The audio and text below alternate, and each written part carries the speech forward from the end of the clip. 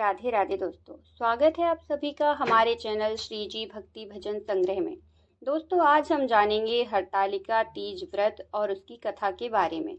तो वीडियो के अंत तक बने रहिए और अगर आपने अभी तक चैनल को सब्सक्राइब नहीं किया है तो चैनल को सब्सक्राइब कर लें और बेल आइकन को प्रेस करें, जिससे कि आपको इसी तरह के और भी वीडियोस मिलते रहें।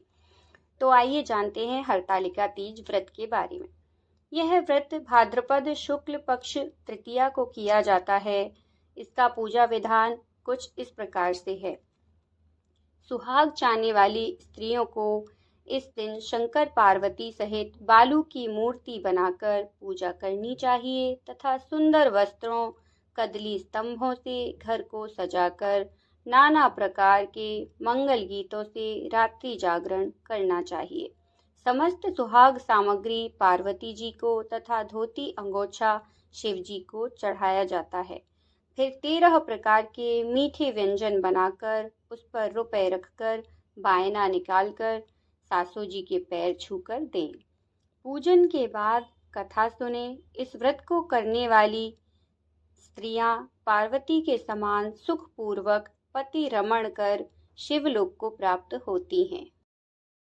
हरतालिका तीज व्रत की कथा सुनाते हुए भगवान शंकर ने माता पार्वती को कहा कि एक बार तुमने हिमालय पर्वत पर जाकर गंगा किनारे मुझको पति रूप में पाने के लिए घोर तपस्या की। उसी घोर तपस्या के समय नारद जी हिमालय के पास गए तथा कहा कि विष्णु भगवान आपकी कन्या के साथ विवाह करना चाहते हैं। नारद की बनावटी बात को तुम्हारे पिता ने स्वीकार कर लिया। फिर नारद जी विष्णु जी के पास गए और कहा कि आपका विवाह हिमालय ने पार्वती के साथ करने का निश्चय किया है, आप इसकी स्वीकृति दें। नारद जी के जाने के पश्चात पिता हिमालय ने तुम्हें भगवान विष्णु के साथ निश्चित किया गया विवाह संबंध बतलाया। यह बात सुनकर तुम्हें अत्यंत दुख हुआ। एक सखी के द्वारा दुख का कारण पूछे जाने पर तुमने कहा कि मैं इधर भगवान शंकर के साथ विवाह करने के लिए कठिन तपस्या कर रही हूँ, उधर हमारे पिताजी विष्णु जी के साथ संबंध करना चाहते हैं। तुम मेरी सहायता करो, अन्यथा मैं प्राण त्याग दूंगी।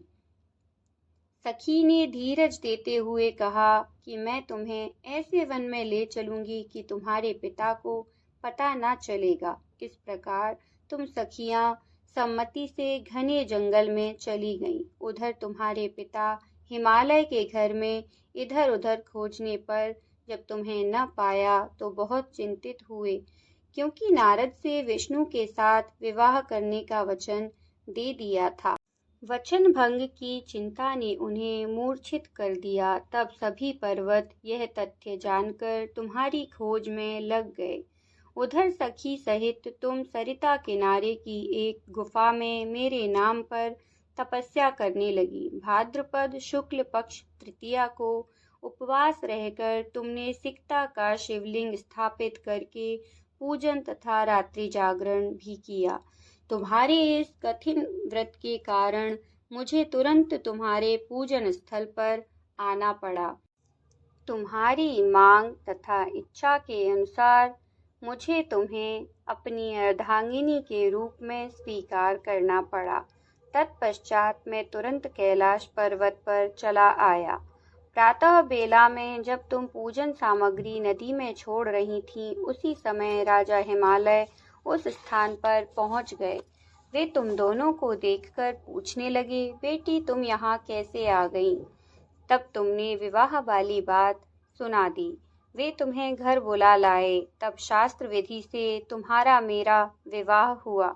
हरतालिका व्रत का नामकरण सखी द्वारा हरि जाने पर हरत आलिका के आधार पर हरतालिका पड़ गया। शंकर जी ने पार्वती को यह भी बताया कि जो स्त्री इस व्रत को परम श्रद्धा से करेगी उसे तुम्हारे समान ही अचल सुहाग की प्राप्ति होगी और अंत में शिवलोक को वो प्राप्त होगी।